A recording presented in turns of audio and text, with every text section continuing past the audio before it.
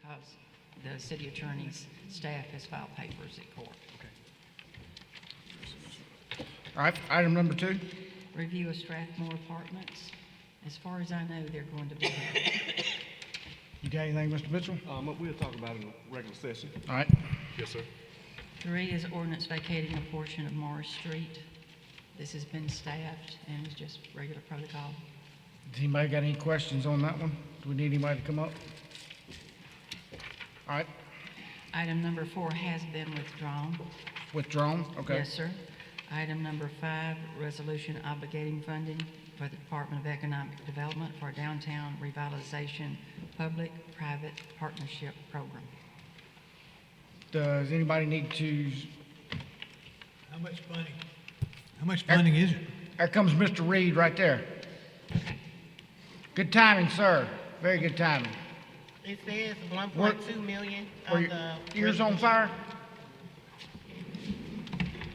They are now. We're on item number 5, and Mr. Jenwright's got a question for you. Yes, sir, go ahead. How much money is it? How much money, I don't have it in front of me, so can we just refer to which item it is? I mean, the contents of the item. Just, Charlie, it says 1.25 in the resolution. is it in there? I didn't Oh, see okay, it. yes, that's for the, Okay. public-private downtown entity that the mayor put in as his insert for those ARPA dollars. Oh, that's the Okay. PPP. Oh, I wonder what the PPP. And those are ARPA funds, Charlie. I got you. Okay. Number 6, resolution approving and authorizing substantial amendments to the 2019, 2020, 2021, 2022, and 23 block grant, community development block grant, and reallocating those funds to other projects. And it's in the attachment that you have on those resolutions where the money's coming from and going to. Does anyone need anybody to talk to them about this one? I'm good. Okay.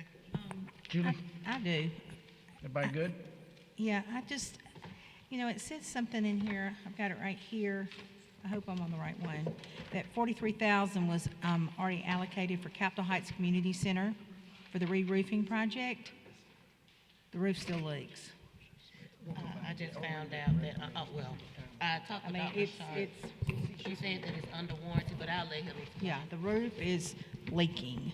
Yes, Councilor Beard, I would like to say that, the contractor, general contractor, performed that work, they warranted that work. And, this is the first time that I've heard that there was a problem with the roof, but I assure you that,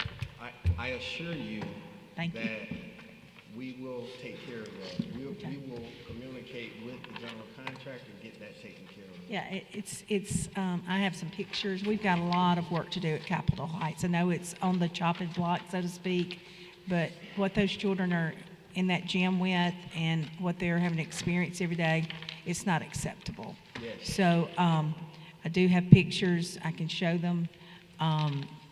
But maybe you and I can just talk and let me share those with you. Yes. And, because we got to get it over there and get some work done. Yes, we'll take care of it. All right, thank you so much. Thank you. Yeah, if you can. Everybody good? Hey, we're gonna go back to number 5 real quick. Mr. Reed, Jeremy, Andrew's got a couple questions for you on that. Yes, go ahead. Downtown. Yeah, no,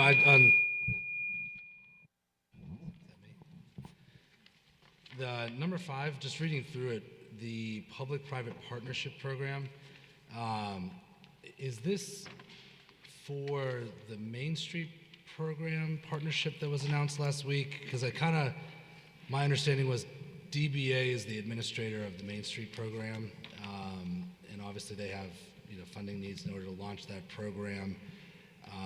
Was wondering if, it says public-private partners, so do we have a list of who those private partners may be? No, we do not, because we're working through that. In order Okay. for us to stand it up, we have to have the dollars available to go ahead and execute. This was a plan the mayor put together some time ago when we went out and divvied up the ARPA dollars, and it is not, at least at this particular point in time, part of the Main Street announcement. This will be a separate entity, as I say, at this point. I don't know what the mayor's future thoughts about that are, but as it stands, it will be an organization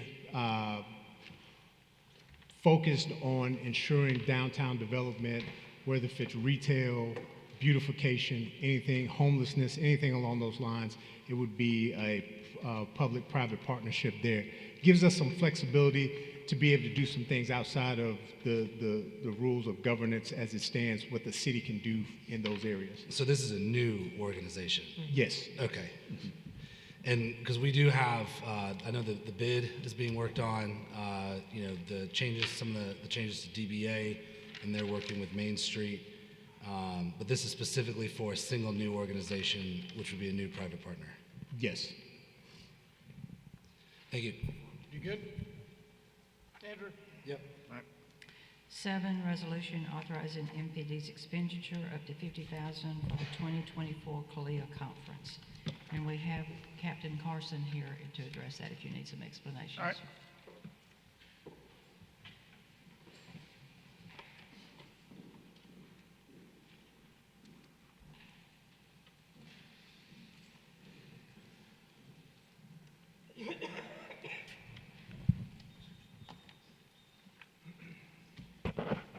Good afternoon, ladies and gentlemen.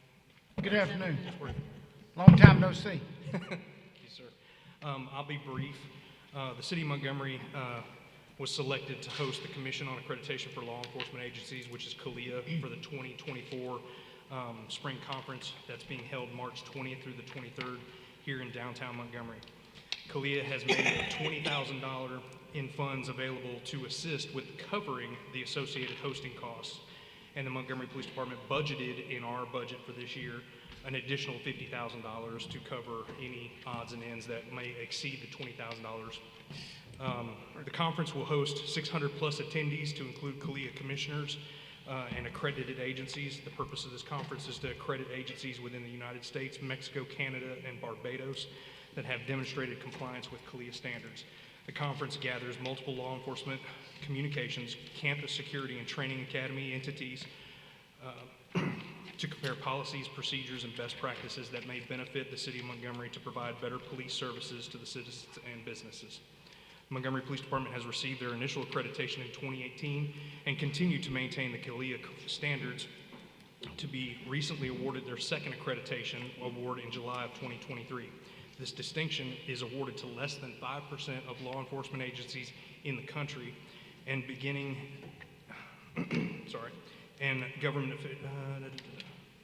being an accredited agency allows increased community advocacy, staunch support from government officials, stronger defense against civil lawsuits, reduced risk and liability exposure, and greater accountability within the agency. This conference will also boost our economy by having all attendees stay in our downtown hotels, the restaurants, and taking part in the numerous tourism activities we have to offer within the City of Montgomery. Furthermore, the attendees will get to experience all of the city's rich culture and make future plans to vacation here with their families. The funds that were allocated, again, are $20,000 from the CALEA that we're going to use a total of 100% for that, and then the $50,000 we will use up to that to handle any odds and ends. No city funds will be used for any alcoholic beverages or purchases of that nature. It's all on the up and up, and I'll document every line item. That's all I have. So what they need from the council is just... He had us at hello. We're Okay, good. yeah, just authorization that it Yeah. is a public purpose. We're good. Thank you. Thank you. Item 8, resolution reappointing Barry Harmon to the Montgomery Airport Authority by Councillor Zemansky. Number 9, resolution reappointing Garrett Smith to the Planning Commission by Councillor Zemansky. 10, resolution reappointing Mark Hall to the Montgomery Historic Preservation Commission by Councillor Jenright. Item 11 has been withdrawn. Item 12, resolution appointing Gina Spivey to the Montgomery Clean City Commission by Councillor Jenright. 13, resolution appointing Frank Cook to the Planning Commission by Councillor Jenright. Then we have the resolution assessing the cost of abatement of demolition of unsafe structures and a regular nuisance, number 15. All right. Has anybody got anything else they need to talk about or share? Do we have a couple people to address us? Yes, sir, we have first Quincy Leonard Goff a golf presentation from Leo Golf, sponsored by Councillor Calhoun. Is Mr. Quint, there's Mr. Leonard. To the middle podium, yes, sir. I believe he has a video presentation. Do you want that played first? Or? Mike, go ahead and play this presentation for golf. Quint.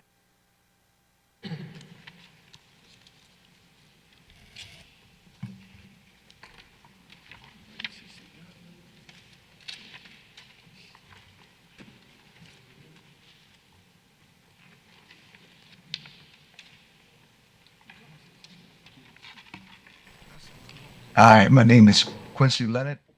I'm from Montgomery, Alabama, and golf is my passion. Well, my children were my inspiration to teach golf. My son was a toddler. He was getting into my things. I began to go buy golf clubs for him, and then he, before you know it, we were playing in tournaments at the age of 7. And so I began to put my golf game aside and start working with them. But I realized that just going out and playing with Dad was probably gonna get a little boring. And so I started the Leo Golf Academy to bring more kids into the game and make it fun, for them. And so that's how Leo Golf Academy was formed. Through golf, it allowed him and I to come together because we both had the same kind of vision, but we were just separated by cities, right? And once we got this opportunity to come together, because we have the same vision and the same love for golf, that we wanted to share what's been given to us and give back to our community, give back to kids that can pass this beautiful game we call golf on to the next generation. And that's what we're trying to do with this event, is try to get kids that may not get that exposure, or may not have the resources, and then those that may have, it's still difficult, even with the resources, to travel across the country and play in these events, because golf can be very, very expensive, and to get into college and play golf, you need to have experience, tournament experience. Well, golf is not in our communities. So therefore, if it's not in our communities, how can we be exposed to it? And many times you don't see, most of our kids don't see others that look like them. So they're asking themselves, why should they play the game? We had the opportunity to have golf in our communities. How if we had access to golf courses on a regular basis, and then we had instructors that looked like them, I think it would draw more of our young people of color to come play the game.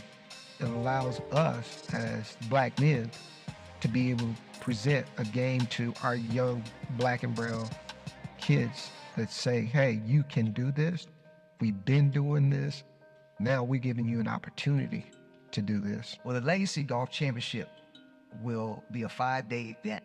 Throughout the week, you will have different events for the kids and the parents to participate in. They'll be able to tour the city. We'll also have activities and different people to come and speak to our young people. And then the 3 days will be a 3-day championship. There'll be golf coaches here to see the kids and showcase their gifts and talents. We're just happy to have this great event, this inaugural event here in the capital city. This is a great opportunity for you to be a part of something historic.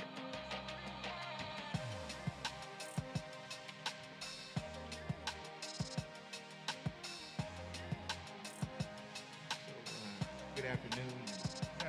Thank you all for allowing me to come and kind of share a little bit about this. I have some more information that I don't know if it was given to you, but I did have an executive summary of this event.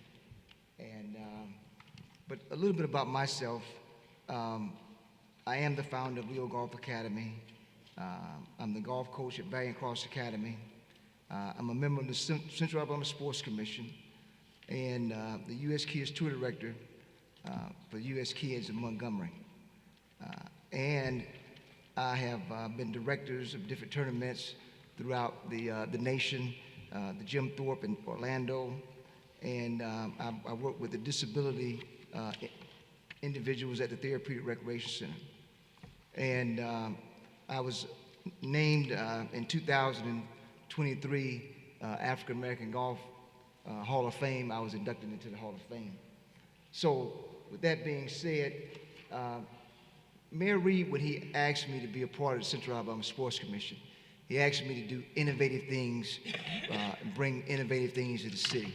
And so I took that charge and then, developed this tournament that I think that would be a very, very staple tournament. It's a junior and collegiate tournament. And we're gonna host it at Lagoon Park. I know it's gonna be in District 2, where since, that's right, Mrs. Bird is the city councilor in that district, and it also going to be downtown because we're going to have the hotel, the people are going to stay downtown. So that's Mrs. Johnson's district. But it's not just for their districts, it's for the whole entire city of Montgomery. Because we're going to make this a city event. We're going to make this an exciting event, so every year they come, it'll bring excitement. My son played in the Steph Curry Underrated Tour for the last couple years, and when those individuals traveled across this nation and brought their tournament, it brought excitement. I happen to have a relationship with those people, and I'm trying to make some things happen with that. And so hopefully with the city council's backing and help, that would make them excited about also being a part of what we have here in Montgomery. So thank you. I do have a few documents. If you can look at them on your spare time, you can. I got a question, Mr. Leonard. How do you find these kids to come play? When you say collegiate and juniors, I assume you mean high school kids. Yes, sir. How do they get the invitation? How do you find these kids? And the second part of that is, do you have a budget for your Yes, sir. weekend? So the first question is, how do I find these kids? Right. I have, like I said, I've been a tournament director since 2017, so I have a database of individuals. I'm working with the USGA. They're sharing information about their players. And so right now, like currently, I have over 30 players wanting to be part of this event. Some as far as Ghana. I had one gentleman that reached out to me and he wanted to be a part of this event because they don't have many tournaments in Ghana, like 2 a year. And so he'll definitely get invited. And so what's going to happen is each individual will have the opportunity to sign up for this event because it's going to be by invitation. We're going to go through their criteria and then invite those players to come and be a part of this. So every year we're trying to get, great players. I reached out to the USGA. Due to it being a new event, they couldn't make it a qualifier into a national championship. Right. But that's our goal, is to make this something like that. So the winner of the championship will get a junior or boys, junior girls or junior boys invitation or an exemption into their national championship. And the same thing for the women and men event. I have a question for you, sir. Okay. How many are you expected or expecting to come for this first event? Well, when me and Coach Smoot kind of collaborated and thought about it, we were looking at trying to get at least 100 players. Okay. Now, if I got 50 to 60 or 50 to 75 players, 60 players, that would be a wonderful event, Yeah. I think. So my goal is high. This whole event is very, very elaborate, but I don't dream small. I dream big because I believe if you dream, you shoot high, you can get, if you don't get get what you want, you will get something near that. But the budget, I'm going to go back to you. I do have a budget. I'm trying to get these individuals to have as least amount of cost as possible. My goal is to bring these players because I know how expensive it is to take kids around the country and play golf. But if we could let them have some skin in the game by, paying an entry, some type of fee. Right. Then if we can assist with their room, assist with their food, then those parents and players would more than likely want to come because all they got to do is get here. And then you may have some that you may be able to help in other areas that may not be able to get here as well. Is the Sports Commission helping you advertise this and do all the good stuff that they do? Yes, sir. He was in here earlier, but David Carr, Right. he's behind us. I mean, I can't say, I can't say enough about those guys. Whenever we've hosted an event, I hosted the inaugural Rosa Parks Day tournament here. Right.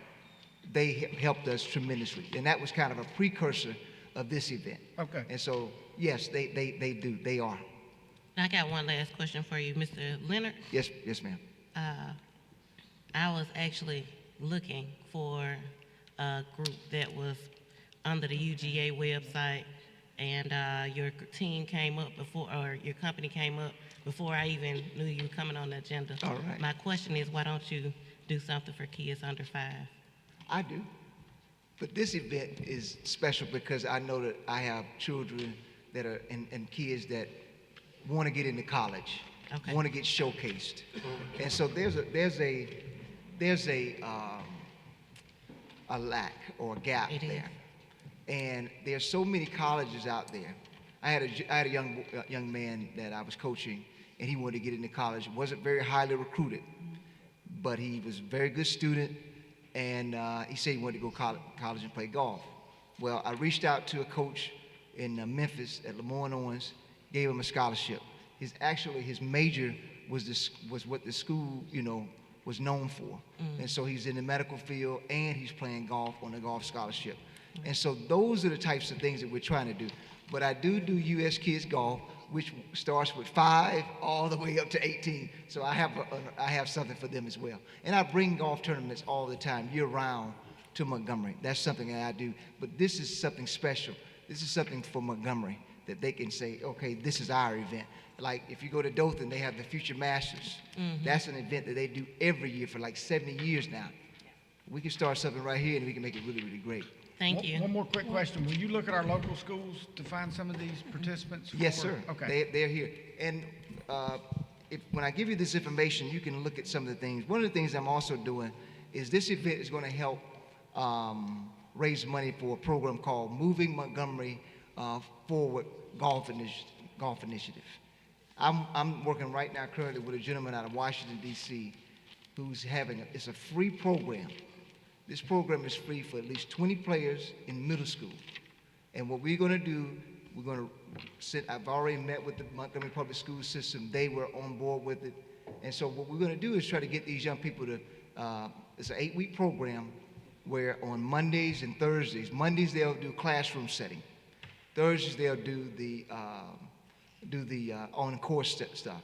But what we're doing is introducing them to the industry of the game, not just to playing. Some kids may not be good golfers, but there's always an avenue they can get into the game. When ASU hosted their Swinging and Success program this past year during the fall, the PGA and the USGA, all those industries came and they introduced the students to the game. And so, it's just showing these kids that there's other areas in golf. Golf is a $120 billion industry. Wow. And so we got to tap into it. And there's money to be received from that.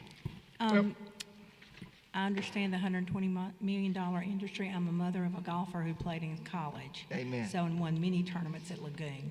So I know what you're going through and how you're going to get there.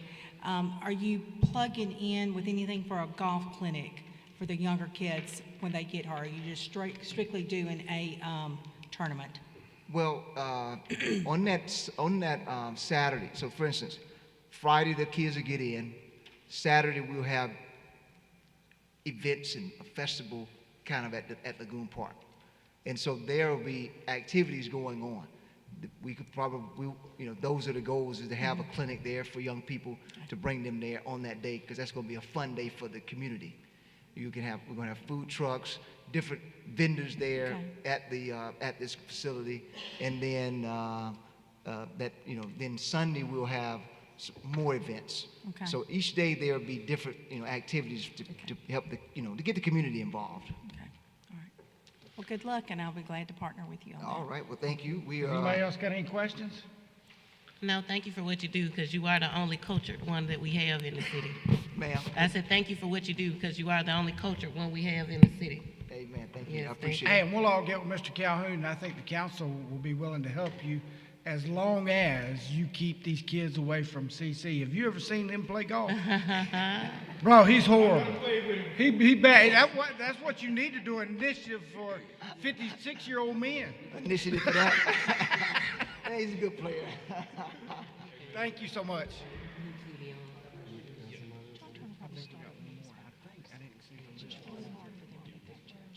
Ms. Blaylock, we got one more? We got one more, Ms. Roselia Harris with the Nat King Cole Society. Okay.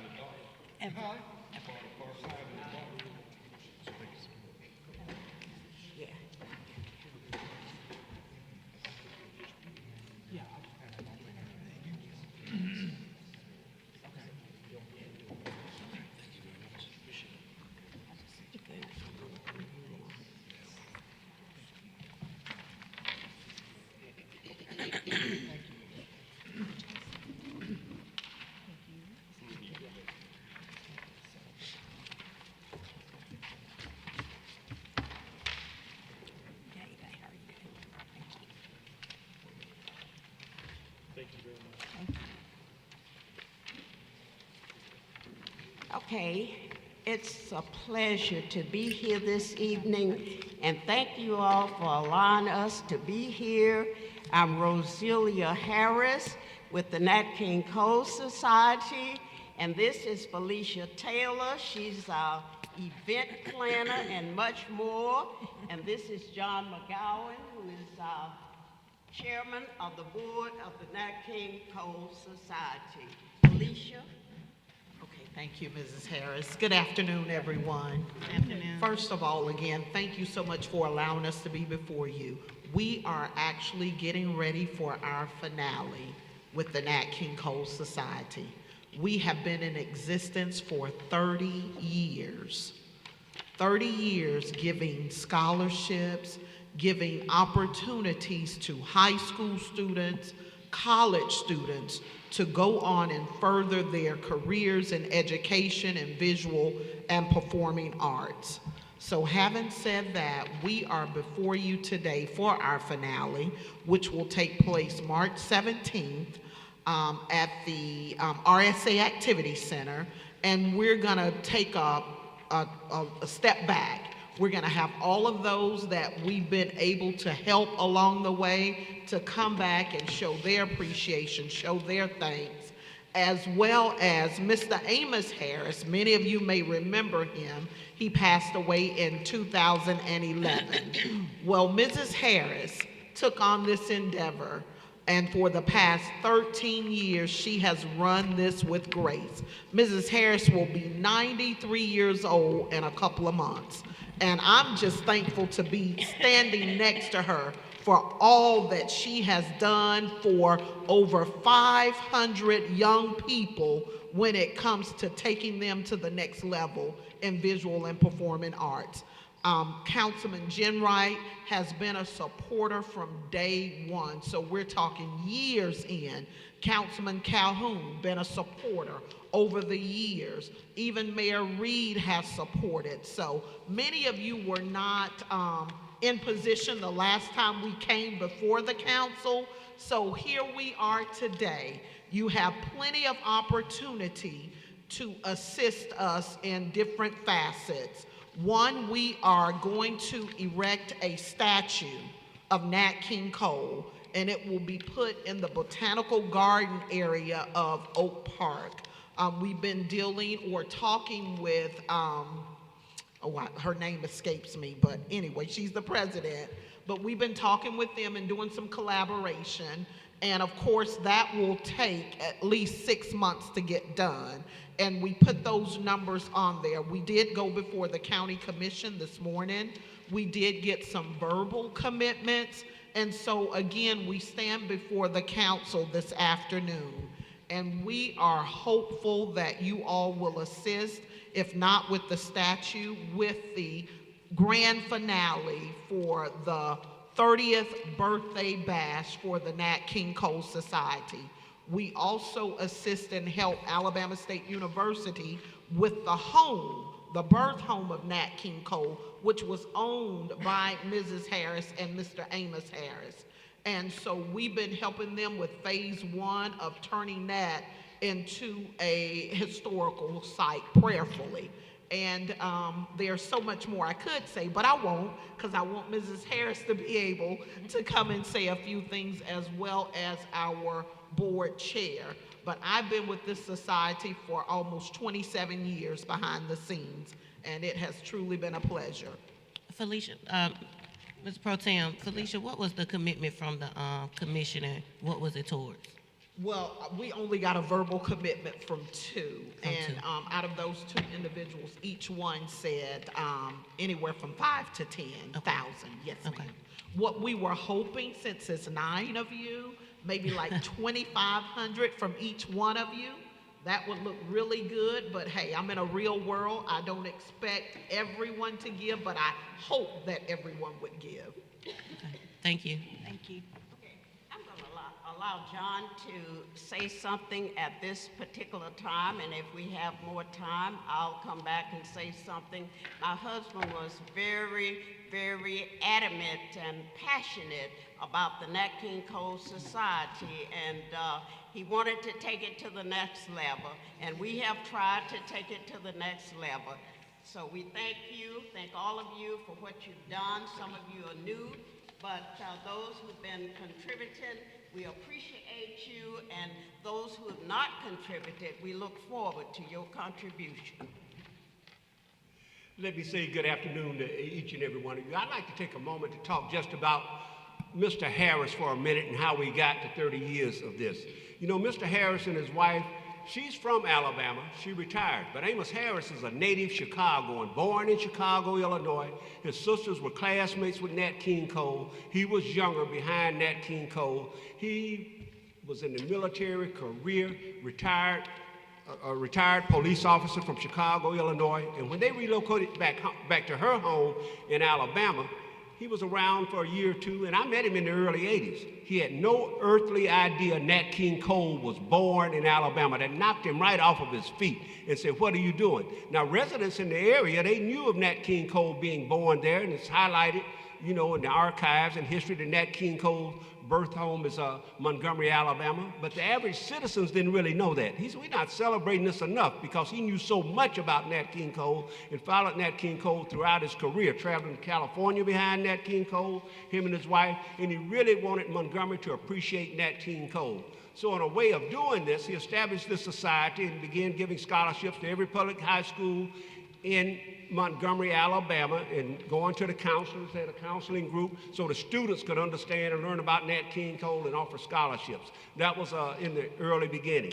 And then when Alabama State began to expand and the birth house was there and people talked about it, and we were talking over at what was then the Top Flight, because I met him and had been in Chicago, so we knew each other. He purchased that home and did not have it demolished. He put it on stilts, you might say, and moved it around, wanting to locate it downtown or a suitable place to note it and have that home recognized as the birthplace of Nat King Cole.